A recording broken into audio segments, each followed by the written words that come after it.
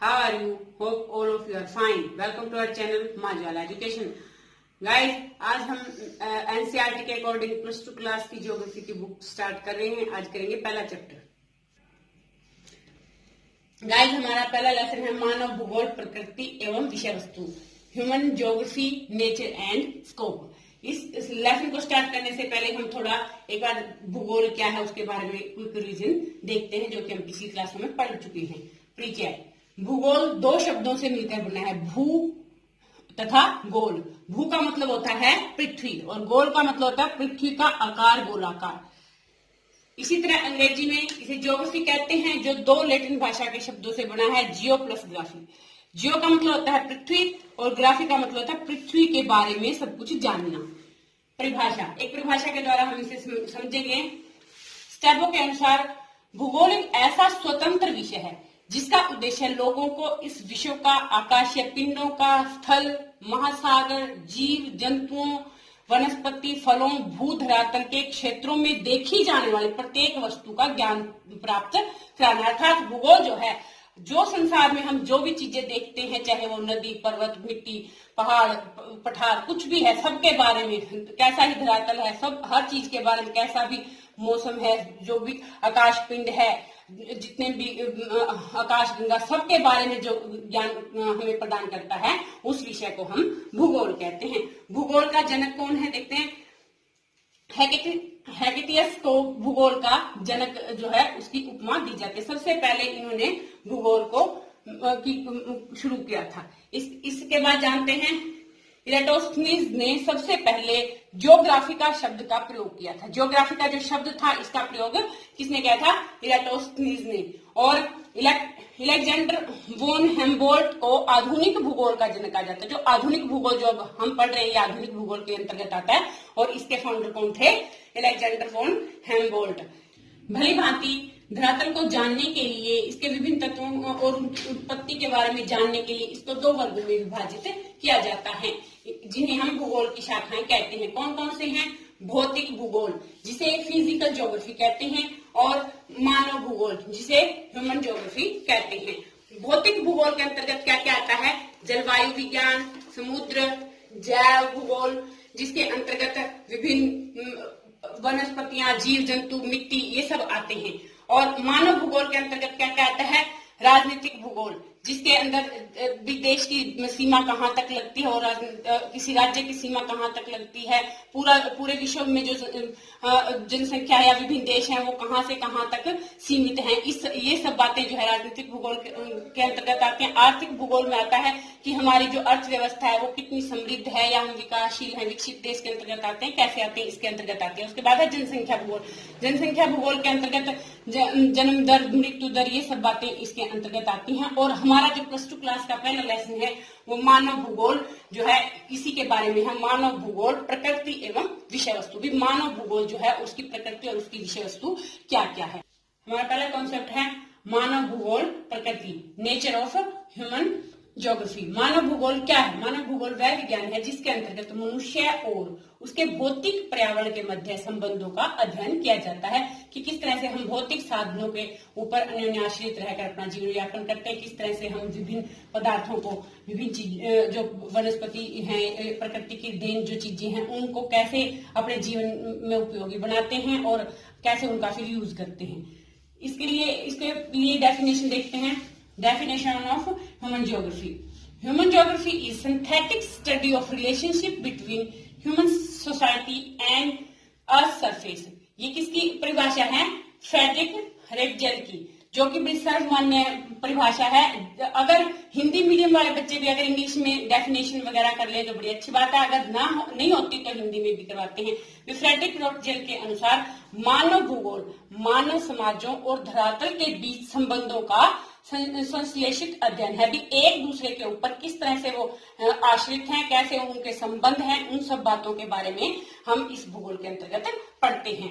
इसके बारे में एक दो बात और देखते हैं। मानव का प्रकृतिकरण और प्रकृति का मानवीकरण कैसे हुआ? भी हम कैसे, क्योंकि सभी जानते हैं कि मानव और प्रकृति के बीच जो है नाभि का संबंध है। जिस तरह से माँ और पुत्र का नाभि का संबंध होता है, उसी तरह प्रकृति और मानव का भी नाभि का, क्योंकि प्रकृति से ही मनुष्य पैदा हुआ है और मनुष्य प्रकृति में रहकर ही फल फूल सकता है और अपने जीवन को यापित कर सकता है। देखते हैं कैसे उसने अपने जीवन को बेहतर बनाने के लिए प्रकृति का अपने अनुसार प्रयोग किया है। जैसे घर्षण से अग्नि का आविष्कार करना, दो पत्थरों को घिसकर कैसे मनुष्य ने अपनी सुविधा के लिए आग का आविष्कार किया, जिससे हम खाना बनाकर खाते हैं या हमें ऊष्मा जो भी चाहिए उसके लिए हम इसका प्रयोग करते हैं। इसके बाद तीव्रतर यान विकसित करना, हमने प्रकृति से ही सीखकर, जैसे पक्षी उड़ते हैं प्रकृति से ही सीखकर विभिन्न यानों को विकसित किया है। जैसे डीएनए के रहस्य और अनुवांशिकी की समझ, ये सब बातें हमने किससे सीखी हैं?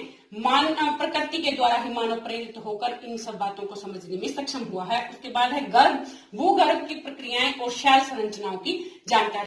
हमारा अगला कंटेंट है subject matter of human geography, मानव भूगोल के विषय और क्षेत्र कौन कौन से हैं। मानव भूगोल के अंतर्गत कौन कौन से विषय शामिल हैं? जैसे मानव कल्याण का भूगोल, मानव कल्याण के अंतर्गत कौन कौन से आते हैं? जैसे मानव ने किस तरह से अपने आप को सर्दी गर्मी से बचाने के लिए मकान बनाए, कपड़ों का प्रयोग करना शुरू कर दिया और सड़कें बनाई, मार्ग बनाए ताकि अपना मतलब एक दूसरे से मिल सके और एक दूसरे का कल्याण कर सके। इसके बाद आता है सांस्कृतिक भूगोल। सांस्कृतिक भूगोल में क्या आता है?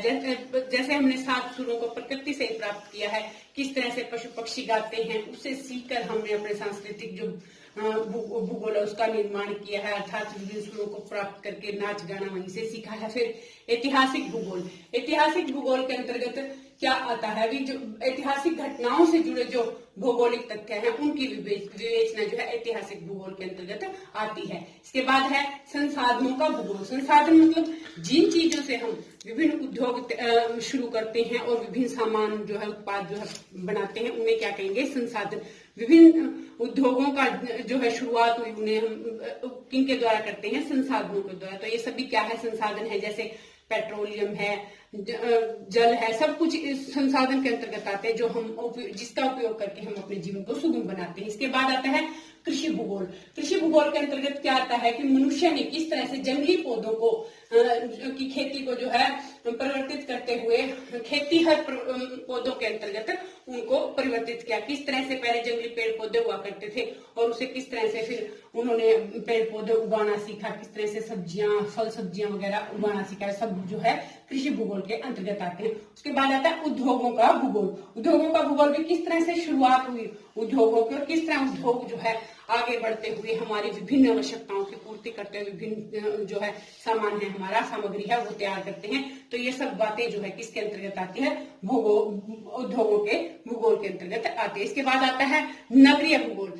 किस तरह से पहले हम लोग गांव में ही रहते थे, मतलब नगरीय व्यवस्था नहीं थी, लेकिन एजुकेशन के बाद जो है लोगों ने नगरों में विभिन्न उद्योग लगाए और जिसकी वजह से नगरीय भूगोल जो है हमारे सामने आया। इसके बाद आता है राजनीतिक भूगोल। राजनीतिक भूगोल में क्या क्या आता है? राजनीतिक भूगोल के अंतर्गत प्रशासकीय राजनीतिक जो भी भौगोलिक एरिया है, जिस तरह से विभिन्न देशों के रूप में, विभिन्न राज्यों के रूप में, विभिन्न जिलों के रूप में जो डिवाइड किया गया है, जिसकी वजह से हमें पता चलता है कहाँ से कहाँ तक की किसकी बाउंड्री है, कहाँ तक कौन सा देश है, कौन सी किसकी राजधानी, ये सब बातें जो है राजनीतिक भूगोल के अंतर्गत आती है। इसके बाद है आर्थिक भूगोल। आर्थिक भूगोल के अंतर्गत जो है वो क्या क्या आता है? आर्थिक भूगोल के अंतर्गत ये सब बातें आती है कि किस तरह से आज के समय में आर्थिक लूट मची हुई है और आर्थिक लुटेरे जो है किस तरह से अर्थव्यवस्था की संज्ञा देते हुए इसको जो है धनात्मक मानते हैं, लेकिन यथार्थ कुछ और ये यथार्थ क्या है कि मनुष्य जो है प्राकृतिक चीजों का दोहन करते हुए सिर्फ अपने फायदे की तरफ देखता है, ना कि दूसरों के लाभ या फायदे के बारे में जानता है। उसे सिर्फ अपने से मतलब है, उसे अपने पैसे, उसकी मनी जो है ज्यादा होनी चाहिए, उसकी पॉकेट में ज्यादा मनी हो, इसके लिए वह कुछ भी करने से नहीं डरता। ये सब बातें जो है किसके अंतर्गत आती है? आर्थिक भूगोल के अंतर्गत आती है। इसके बाद है सामाजिक भूगोल। समाज क्या होता है? जिसके जो हमारे आसपास रहते हैं सब समाज के अंतर्गत आता है। इसके भूगोल में हम क्या पढ़ते हैं कि किस तरह से हमें एक दूसरे के साथ मेल मिलाप से, किस तरह से हमें एक दूसरे के साथ मिलजुल कर एक दूसरे की सहायता करते हुए या दूसरों से सहायता लेते हुए इस तरह से काम करना चाहिए और एक दूसरे का सहयोग करना चाहिए। सामाजिक भूगोल के अंतर्गत आता है। इसके बाद आता है जनसंख्या भूगोल। जनसंख्या भूगोल में क्या क्या आता है? भी किसी देश की जनसंख्या कितनी है, वहां पर जन्म दर कितनी है, मृत्यु दर कितनी है, वहां पर ज्यादा जनसंख्या क्यों है, कम जनसंख्या क्यों, ये सब बातें जो है जनसंख्या भूगोल के अंतर्गत आती हैं। इसके बाद आता है आवास भूगोल। आवास का मतलब क्या होता है, रहना। आवास भूगोल के अंतर्गत भी किस तरह से आज मनुष्य चांद पर भी जाने में सक्षम हो गया है और अपने आवास को किस तरह से नई दिशा दे रहा है। एक ही पहले सिर्फ जमीन पर छोटे छोटे घर हुआ करते, लेकिन अब जो है सैकड़ों बिल्डिंगों की सैकड़ों मंजिलों की बिल्डिंगें बनती चली जा रही है। ये सब क्या किसके अंतर्गत आता है, आवास भूगोल के अंतर्गत आता है। इन बातों को समझने के लिए हमने अपने भूगोल को 3 भागों में विभाजित किया है, जिसके अंतर्गत शुरू से अब तक 3 भागों में बांटा गया। जैसे पर्यावरणीय निश्चयवाद। पर्यावरणीय निश्चयवाद के अंतर्गत मनुष्य जो प्रारंभिक अवस्था में प्रकृति के अनुसार जीवन जीता था, प्रकृति के अनुसार अपने आप को ढाल लेता था। ये सब बातें जो है किसके अंतर्गत आती है, पर्यावरणीय निश्चयवाद के अंतर्गत आती है। वे पहले जैसे भी प्रकृति के अंदर व्यक्ति पैदा हो जाता था, उसके अनुसार अपने आप को ढाल लेता था। अब है दूसरे नंबर पर आता है संभावनावाद। धीरे धीरे मनुष्य प्रकृति के नियमों को समझने लगा और उद्योगों का विकास करने लगा और प्रकृति को अपने अनुसार उसने ढाल लिया। फिर प्रकृति का किस तरह से दोहन करने लगा, धीरे धीरे उद्योगों को शुरू किया और प्रकृति को अपने अनुसार ढाल लिया। तीसरे नंबर पर आता है नव निश्चयवाद, जिसे हम आधुनिक निश्चयवाद या वैज्ञानिक निश्चयवाद भी कहते हैं। इसमें प्रकृति का मनुष्य जो पूर्णतः प्रकृति पर निर्भर है, प्रकृति के अति दोहन जो है, इन दोनों बातों को वो है निषेध करता जा रहा है। भौतिक भूगोल और मानव भूगोल के तत्वों के मध्य परस्पर अन्योन्य किस तरह से होती है, देखो भौतिक भूगोल और मानव भूगोल के तत्व जो है वो परस्पर अन्योन्य क्रिया करते हैं, मतलब एक दूसरे पर आश्रित होते हैं। भौतिक भूगोल के विभिन्न लक्षण होते हैं, जैसे भूमि की बनावट, जलवायु, मिट्टी, पदार्थ, जल और वनस्पति मनुष्य के रहन सहन, आर्थिक, सामाजिक क्रियाओं पर प्रभाव डालते हैं। क्योंकि जो ये पृथ्वी की आकार प्रकार है, मिट्टी, जलवायु, ये सब जो है मनुष्य के रहन सहन पर और उसके आर्थिक और सामाजिक क्रियाओं पर जो है प्रभाव डालते हैं। जैसे जहां पर अच्छी जलवायु होगी, जो है मिट्टी अच्छी उपजाऊ होगी, पानी का सोर्स सभी चीजें होगी, वहां पर जो है मनुष्य अधिक रहना पसंद करता है। वे आर्थिक रूप से भी वो समृद्धि को प्राप्त होता है और सामाजिक तौर पर भी वो सुदृढ़ होता है। लेकिन जहां पर जलवायु जो है सही नहीं है या पहाड़ी इलाका है, उन स्थानों पर मिट्टी उपजाऊ नहीं है, वहां उद्योग नहीं लग सकते, उन जगहों पर मनुष्य जो है कम रहना पसंद करता है। अतः उनका जो आर्थिक स्तर होगा, सामाजिक स्तर होगा, वो भी निम्न होगा। इस तरह से हम कह सकते हैं कि जो भौतिक भूगोल है वो मनुष्य के मानव भूगोल के ऊपर किस तरह से प्रभाव डालता है। मानव जीवन प्रकृति साधनों पर ही आधारित है। उन्हीं प्राकृतिक साधनों द्वारा मानव रोजगार, फसल चक्र, परिवहन के साधन आदि सभी प्रभावित होते हैं। प्रकृति जो है वो मानव विकास के भरपूर अवसर प्रदान करते हैं। प्रकृति के द्वारा ही मनुष्य जो है विकसित होता है। विकास के भरपूर अवसर जो है प्रकृति मनुष्य को प्रदान करती है और मानव इन अवसरों का उपयोग करके विकास करता है। इन प्रकृति के अवसरों से, मतलब इस प्रकृति से लाभ उठाते हुए वो अपने विकास की ओर बढ़ता है। प्रकृति और मानव आपस में जटिलता से जुड़े हुए हैं, बिल्कुल चोली दामन का इनके अंदर संबंध है। मानव से प्रकृति और प्रकृति से मानव को कभी भी अलग नहीं किया जा सकता।